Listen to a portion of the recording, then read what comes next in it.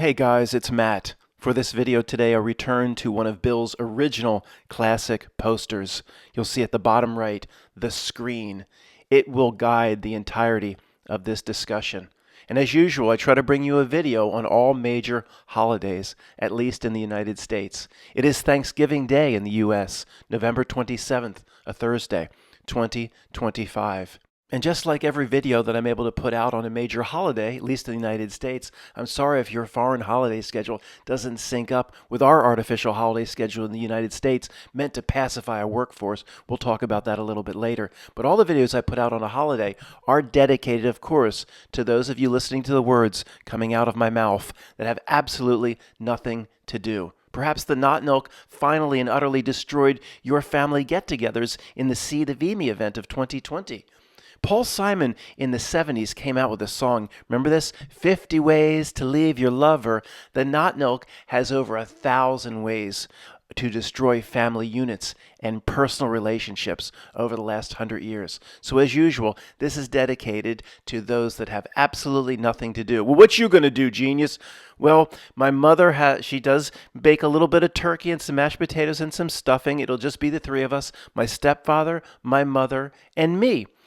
25, 30 years ago, we had a gigantic family. Now it's, of course, broken apart and people living all over the United States away from each other because of job transfers. And Not Milk loves that. I've got to go transfer to another state because of my job. And it rips families and people apart like that. And it does it over the Seed of Emi event. I had a big falling out because I'm not going to get the Action Jacksonation. Then you can't come to the family reunion. 50 ways to leave your lover, 1,000 ways to destroy your family. What was it? Slip out the back, Jack.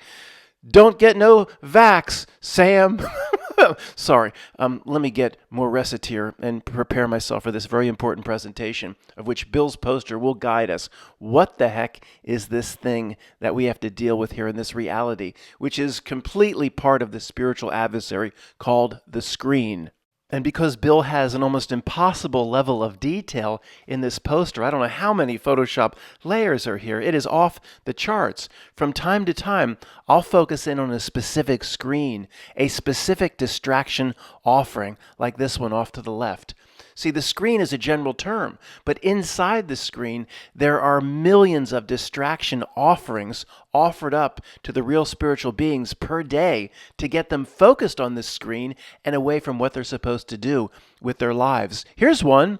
Boner, that's Bono from U2. Boner offers to personally action Jacksonation with Carl Weathers, the entire Irish himself. I think these are real headlines. I don't think Bill made this up. He's still running around at the Irish headlands. I can only do the Scottish accent with his suitcase like a carpetbagger of action Jacksonations. Bono will come up to in your village and will personally shoot the Action Jacksonation jab into your arm while singing Sunday, Bloody Sunday. Sorry, let's get more recipe here.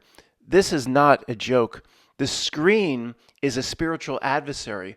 Bill has a depiction at the bottom like the Christian's notion of Satan. That is a very accurate description. It is extremely like the Christian's notion of Satan in terms of what it wants to do to the real spiritual being and how it distracts and the basic nature of its trick. And what is Thanksgiving holiday in the United States anyway? Nobody knows. If you ask 10 people on the street, you're going to get 10 different answers. They'll tell you about, we're the Pilgrims or something, some sort of sharing of food and corn with the Native American Indians, and the Indians gave us corn and we gave them black powder rifles or something like that. You'll get 10 different answers. And then the Canadians have a whole different take on it because their Thanksgiving is 2 to 3 weeks before ours in the United States. And that proves, Matt, it's about the harvest. Because you see, the Canadian growing season is shorter because it gets cold up there sooner. It's about the harvest. Oh, sure. Yeah, they wouldn't be able to fake that. Do you have Thanksgiving in the UK, people listening to me? Do you have Thanksgiving in Wales? How about in the Australia? How about in the Outback? Does it have its own weird kangaroo-type holidays? Was this just the United States and Canada? I don't think they'll be putting their feet up today in Tijuana, in TJ's. Thanksgiving. Maybe they do. I don't know. Let's get right to the final page of the book in terms of what these holidays really are. You think I'm really trying to get to the bottom of how it's about a harvest or sharing of crops with the first Native American tribes? That's all bullshit. That's all made up bullshit by Not Milk. The purpose of any of these holidays is strategically place days off to manage human resources, to literally give a workforce a day or two off when they need it so they will be productive workers and will go back to work a bit refreshed, doing the bidding of the Not Milk. It is that simple. The holidays are strategically placed as are the sports seasons, as are all the other major milestones of what constitutes a calendar year. Also, the human resources, the populations can get through another year, get through and start it all over again the next year. The Not Milk is an evil genius in this regard. And just think, while many of us are struggling and by ourselves today, maybe you've rounded up $10. You've saved your pennies for a few days because you're going to go to Wawa and get a Gobbler sandwich. That's what you're going to have for your Thanksgiving. And the bag of chips is what? $2.20 for that little bag of chips, and you dump it out and there's 4 chips. You've ever have that happen? You get a little side of chips at a place and you dump it out and there's like 3 chips. What the fuck is this? And you get a Coke, $10 at least for the Gobbler. Say you saved your money, okay?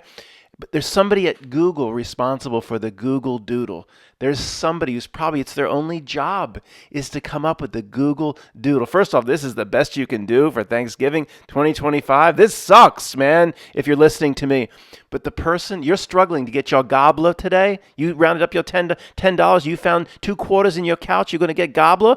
This person is making probably $1.5 million a year, responsible for the Google Doodle. Maybe with stock options, maybe $2.5 million a year. But remember, one of the highest levels right before graduation is to remember a few videos back everything it can offer, including monetary rewards or what somebody's paid at work to do the Google Doodle. Remember, what is it? Go ahead.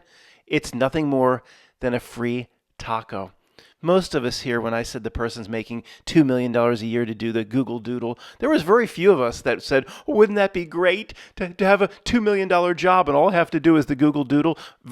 Most of us here at graduation level, very few listening to the words coming out of my mouth, thought for just a moment how great that would be. Most of us listening here want no part of that job or any job like it for any amount of money. That's when you truly consider the reality can only offer a free taco. Let's return to Bill's poster now for a few minutes. Remember that first micro distraction screen on the left? The topic was Boner Bono. Remember, he's going to personally Action Jacksonate the entire island of Ireland. And then when he's done, he's going to make his way up to Belfast and see if he can offer his wares in his little carpet bag to them too. And most people in the United States have no idea there's a difference between Northern Ireland and Ireland. They think Belfast and Dublin is just like Minneapolis to St. Paul. They have no idea. But okay. I wanted to mention this because Bill brought this up in the first micro distraction screen. Bill's poster represents a series of micro distractions inside the general macro distraction. And how many micro distractions does the Not Milk put on the general population of real spirits per second? Probably millions. All right, this creep of the Not Milk has always fascinated me. It really does. But I want to talk about something a little bit different. I want to talk about the potential rules here in playing this game as truth researchers. I've always felt that, on one hand, if I ever asked for or got insider information, it would shut me down or it would shut the channel down. People have come to me and said, Matt, do you want to know about this or that? And I don't think it's coming right from Not Milk. But if it's a little creepy or feels a little strange, I always say no. I'll research it on my own. I'll observe and study reality on my own. I don't think that, quote, violates the rules. If I made some sort of appeal to Not Milk saying, I'd like to attend the Eyes Wide Shut party and see how things really work, then I think the rules are broken, and I don't know what the ramifications would be for me. I'll never do it. And the reason I bring this up is when I see one of the major creeps of the Not Milk, like Boner Bono, part of me wants to sit down and have a conversation with him, but it would violate the rules. I know it would, and I'll never seek this out. And if he came knocking on my door, I would say no to it. But part of me, it's not the right word, I don't know what word to use, but it's like a dream or a fantasy of mine. Bad words, I know, but just asking him or finding out, what does he really know about how the darkness of this place works or operates? Well, Matt, you're assuming he knows everything. You're right. I'm not assuming that, but that has to be discussed now. I am not assuming or implying that I believe he knows everything. Remember, I keep on the table, or my first option is that these types of creeps know much, much less than you would think about what their role is for Not Nilk. Many of them, we could talk about Not Nilk, the spiritual adversary, a different type of incarnation. They would have, in many cases, I think they would have no idea what I'm talking about, what we're talking about, or what their role is. But that, nevertheless, I would still like to ask, assuming they had to answer honestly. And I'm not appealing to the Not Nilk. I'm saying I don't want that. I just think about that and think how interesting that would be. But to me, instinctively, I believe that would break the rules. You know, I can't meet Mr. Beeks in the parking garage and get the envelope. That would break the rules. So all I can do is guess, and that's all I want to continue to do. But if I had to pick an option or put forth a theory as to what these real dark creeps inside Not Nilk know, I still would err on the side that they know far less than many of us think. But inside their own bucket of compartmentalization, they understand the fraud that's playing out. The example I've talked about many times is Rush Limbaugh, the radio talk show host that's now deceased. If you're outside the United States, this person for 30 years or so was a conservative Republican radio talk show host, speaking to tens of millions of Republicans a week about the political cycle in the next elections. Now, Rush Limbaugh, to me, inside his own little bucket, understood that there is no real election. Let's just put it that way. Understood that there's a power structure. I don't know exactly what he understood. This is what I believe. He understood there's a power structure here that will influence elections, make the outcomes what it wants. He understands, or to me, he was playing that game.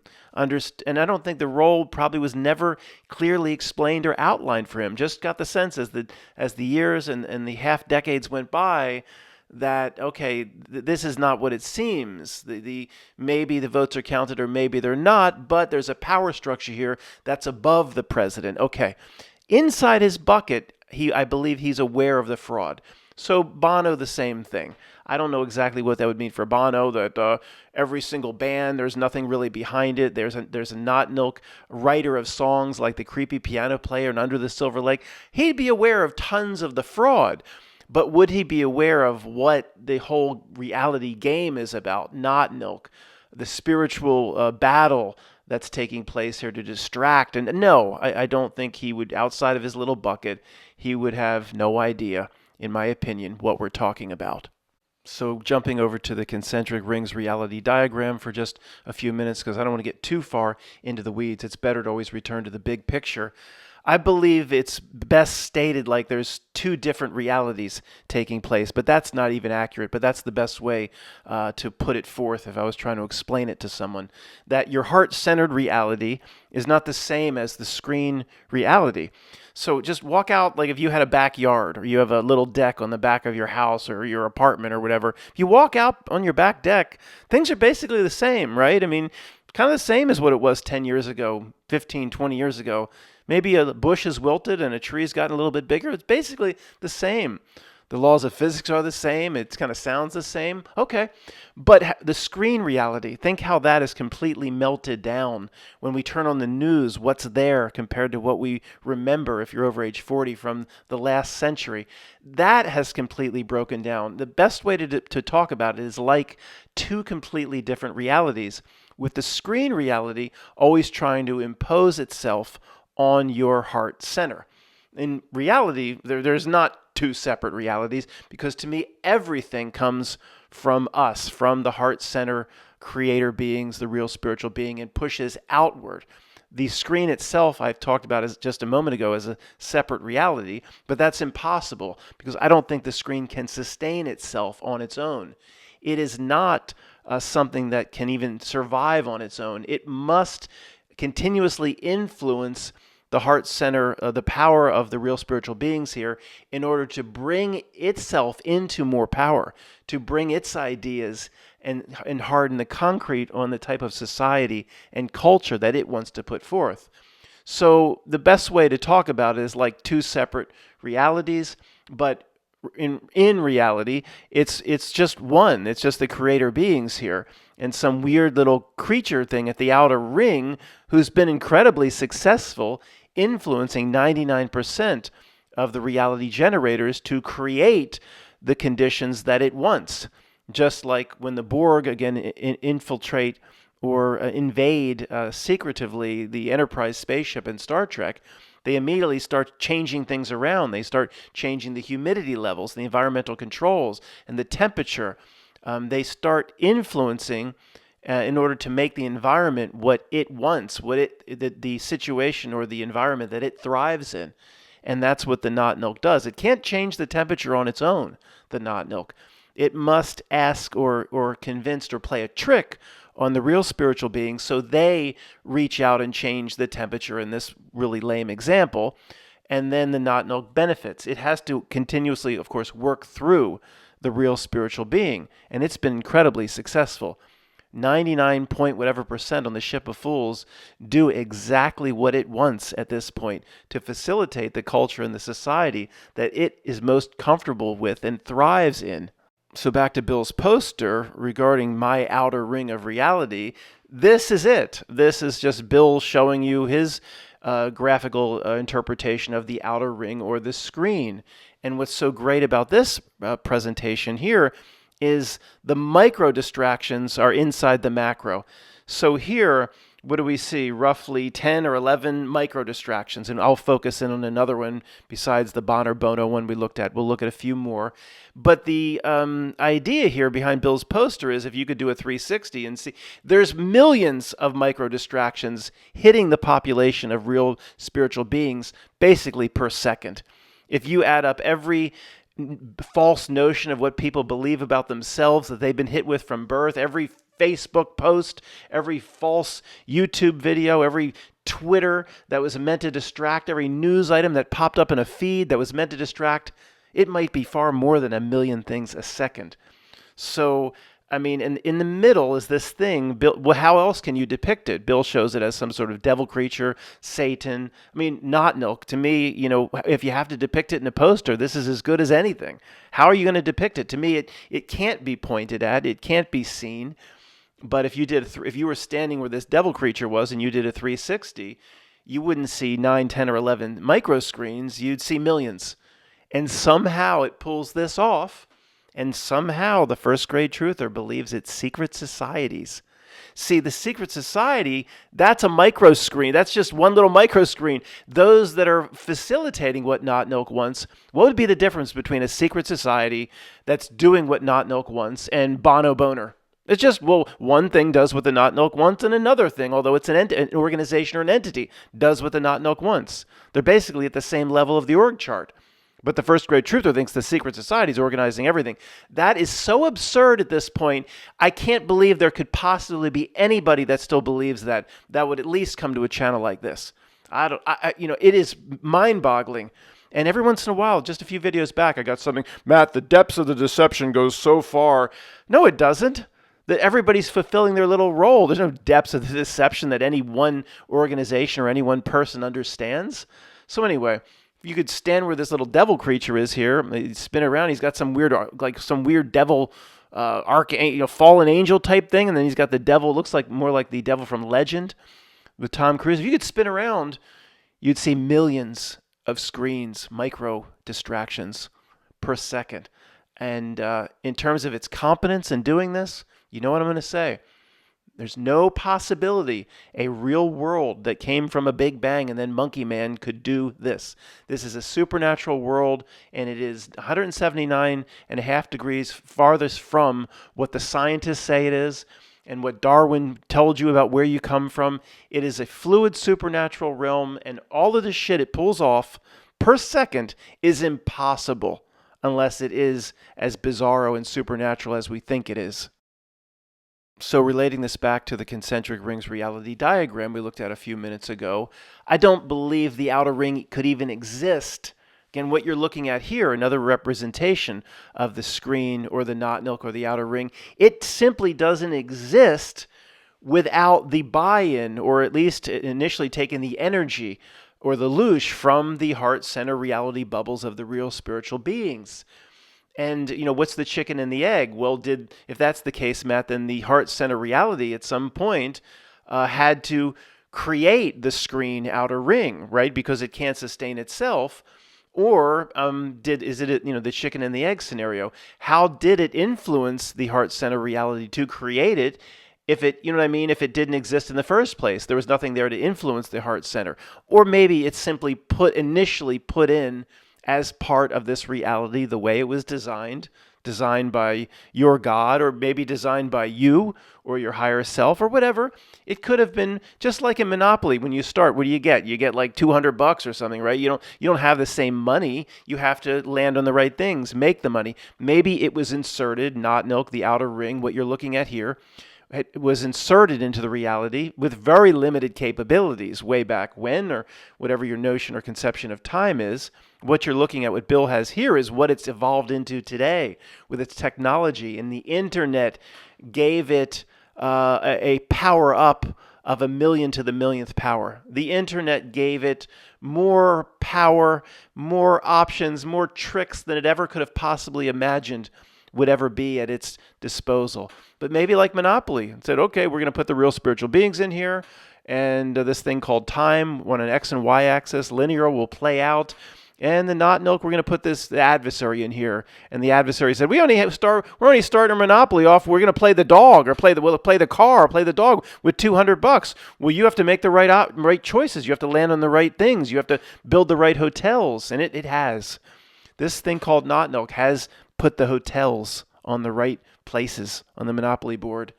And most people, or most real spiritual beings, are playing the game blindly, going around with their dog or the thimble or their car and they have no idea how the game has progressed. They have not kept up with not milk even 1/2 of 1/1,000,000th of 1%. This, my friends, is a worthy adversary. And whether it sounds arrogant to you or not, there's very few of us that see that this is an organized adversary. And people they always will say we're crazy. And if any of the family members, maybe for fun, they're listening to my video today, or stumbling upon it, or listening to see what crazy Matt is talking about inside the family, if you can't see it, well, I'm sorry you can't see it. Do I sound crazy to you? Look at the comments below. There is an organized adversary. And what really is hypocritical is the same people that would say kind of, I'm crazy or I've lost my way, would then go to the church on Sunday or go to midnight mass and then believe in Satan. And we're basically saying the same thing, but I'm crazy. Go figure that out. Let's zoom in on another micro distraction screen on Bill's poster. The little micro distraction screens are so appropriate in terms of the antics that Not Milk puts forth. Live, Melvin P. Gates describes his stressful life as a lesser wizard. This is another really creepy character that fascinates me in terms of what its role is for Not Milk. Much of what Gates does literally is to get under our skin, to attract our attention, truth researchers. Remember when he gave that TED talk of something here in this equation has to go to zero, whether it be carbon or it was about climate or population number. One of these things has to go to zero, and one was population number. So the truthers latched onto that. Oh gosh, Deagle.com was right. Oh, if somebody tells me about Deagle.com again. I said Deagle.com was absolute horse shit when it was brought to my attention 7 or 8 years ago. And idiots still brought it to my attention about a year ago. Deagle.com shows the population numbers are going to fall off. And when Bill Gates said that, it was said for one reason: to attract our attention. That's it. A lot of what Melvin does and what these minions do is to attract our attention. And in terms of what Bill has on this micro distraction screen, when did Gates say this? I don't know, it was like right around See the V. He made a major appearance and did his rounds 2020, 2021 with the Action Jacksonation, See the V, me, probably around that time. Talked about himself as a lesser wizard, again, probably just to get our attention, where it was, what was he even saying that for? Steve Jobs, Apple's Steve Jobs is a greater wizard. Whatever. What the hell is he even talking about? But there's a little bit of truth in it. Yes, he's a lesser wizard, meaning a lesser. If it's a prominent face on television and it's said to have billions and billions, and it pops up on the news or makes speeches, it is a very low not milk creature. what's positioned as the top here, or it's Pootie Tang Award. You all know this. What's positioned as being in power or having the most money or being the richest is lower level creatures here. I mean, I don't know what you say the old money from the Gilded Age. I don't know exactly what's higher up the org chart, but I know one thing: the rule of opposites. If it's running around giving speeches and world famous and said to be the richest, that is just like Bill Truth Drop. That's a lesser wizard. That's a low little cretin that lives under a rock. The micro distraction referenced on this screen, if you remember, many of you would agree with me, one of the strangest things I've ever seen. Live, Zuckerberg quits Facebook to spend life smoking some meats. Do you remember the presentation or the little mini video where Mark Zuckerberg was supposedly out in the back of his Sunnyvale home or wherever he was, and he's talking about barbecuing and grilling and smoking meats, and he had the big green egg griller or whatever that damn thing is, and he had different, he had the Sweet Baby Rays. He's talking about and then truthers came forth and said, Matt, oh, that was a product placement for, oh, sure, yeah. The person worth $40 billion or $80 billion at the time, whatever he's worth now, hundreds of billions. Yeah, the person worth $80 billion needed to do a $5,000 product placement for Sweet Baby Rays. That makes sense. Yeah, sorry I even mentioned it. Who knows what that was all about? Mostly to get our attention. It could have been, there's a variety of different, when something like that comes out, it's not for no reason. It's not like, well, Matt, he was just trying to appeal to the masses to be a regular person. For years, Matt, he comes across as a cyborg and robotic, and he doesn't have a real friendly personality. So they did that to soften him. Oh, yeah, sure, that's all it was, yeah. Maybe I read into things too much, too often. But no, I don't think it was a little product placement by Sweet Baby Ray. But the Not Milk does something like that, and maybe we won't get to the bottom of it. It's not that simple. I'm sorry. Oh, they just wanted to make him look a little bit more human. No, because what did it end up doing? Are they stupid? Let me just start by asking you that. Are they stupid? No, I don't think so. What did it end up doing? Did it really make him look more human? When it was filmed or recorded, they could have said this was a disaster. We're not going live with this, or it wasn't a live stream, but we're not putting this out. We're not showing anybody this. We tried to make him look more personable with him in his backyard in Sunnyvale or Cupertino, wherever the hell he was, grilling his meats or whatever, and his Sweet Baby Rays. But after it was done, they would have said, this didn't work. He looks more robotic. He'll be more hated. They would have never gone out with it. There you go. The proof's in the pudding. I ask you again, sir, are they dumb? No, they're not. Any first grade class, you say, did this make this person, his name's Mark Zuckerberg, did it make him look more likable and friendly and personable in the first grade class? Would have gone, no, don't show that shit to anybody. They're not dumb. It was meant to elicit certain things from us and from a lot of different types of groups. They're not dumb. Let's look at another micro distraction screen on Bill's poster. Breaking news, live. Elon Musk stars in Lost in Space, stalled century remake. And as ridiculous as these headlines seem, you think Bill's just joking around, these headlines are much more legitimate and believable than what's at CNN and BBC right now. I mean, this isn't even a joke. What's a joke is what they're trying to pass off as real news right now. In terms of Lost in Space, there's the original show from the 60s, right? Danger, Will Robinson. Danger. I remember watching, it was on UHF, or in Philadelphia, we had Channel 29, Philly 57, and Channel 17, WPHL. I don't remember that. Channel 17. And there would appear all those old shows, Gilligan's Island every day. Of course, all those UHF channels for anybody over age 45 was just nothing but old reruns. Hogan's Heroes, MASH. Okay, 60s. Now, there was a Netflix series 5, 6, or 7 years ago that did multiple seasons. I tried to watch a few of those, and it seemed high budget, and the CGI seemed good, but there's never any. You never get invested in the characters, the actors, or you just don't care. I mean, after 3 or 4 episodes, or maybe I only watched 2, I just kind of forgot about it and stopped watching. It just never. I'll give you an example. I like the Tulsa King right now for what Stallone. Okay, the Righteous Truth are going to get on me for watching a TV show. For some reason, there's some sort of appeal or charm, and many of you might see if you've seen it with Stallone in Tulsa King. As ridiculous as many of the episodes are, you like the people. You like the each person playing its little role. You like the actors. You want to kind of root for them. That's what TV shows are all about. Where 99% of the TV shows today present actors, and the worst case, of course, is the Disney shows and the Acolyte and the Disney streaming shows on Disney Plus. You just don't care one bit about any of the characters on screen. And again, you can get on me if you want, righteous truthers. Tulsa King is a lot of fun, and you care about some of the people. And I know it's mindless, and it is pretty ridiculous at times. And Landman, Landman is a really interesting show on Paramount Plus. It's not interesting, bad. It's just fun. It's just with Billy Bob Thornton as an oil man. It's just a lot of fun, and it doesn't take itself too seriously. But most shows, 99 shows fail anymore, where only one succeeds. Where in the past, it was 99 succeeded.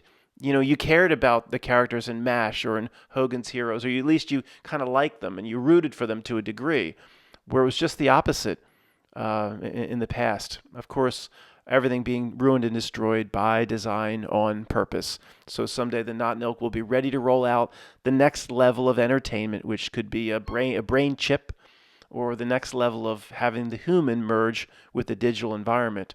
It can't have people loving their flat screens, loving their TV or their movie experience. It has to get people to start to hate that experience, which it's successfully doing, so they're ready and just desperate to move on to the next level of entertainment. I said education, but in a way that was correct. The next level of entertainment, which will be, again, a further remapping of the brain and a further moving the human towards what the magenta represents, towards the digital. So if you're by yourself this Thanksgiving, I'm not going to come here and blow a bunch of bullshit up your ass and say, that's the greatest thing of all time. You're by yourself with no friends. I'm not no family. I'm not going to say that. But I'm going to tell you it's not that bad either, okay? Sure, it'll be nice to be with some close friends or some family that we still care about on a day like Thanksgiving, even if it's a false holiday, whatever. We were meant to believe in something as a kid, and it's okay. You don't have to completely reject those traditions, even if they originally came or stemmed from Not Milk. I don't completely reject Christmas because I see what Not Milk has done to it. I like bringing out a few decorations, and you can make it your own. Doesn't mean you're feeding Not Milk, especially if you say you're not feeding it. I enjoy breaking out some of my Christmas decorations and I don't reject it like the righteous truther does. But if you're by yourselves, all right, that's not the greatest thing of all time. I hope you have a stack of magazines, but it's not here's what's much worse.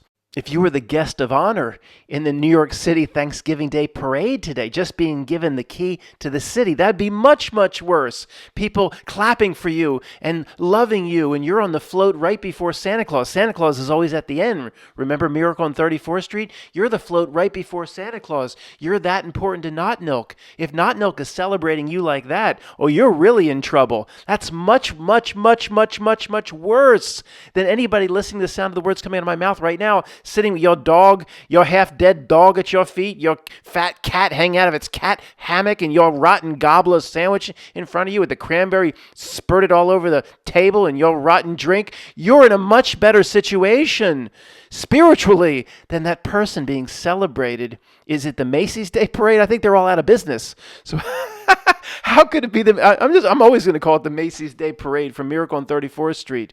Never look to its rewards, even if you have to be by yourself this Thanksgiving. I assure you, you're in a much better situation than anybody being lauded and applauded by Not Milk today. Thanks for being here. I'll see you on Saturday for Midnight Reality.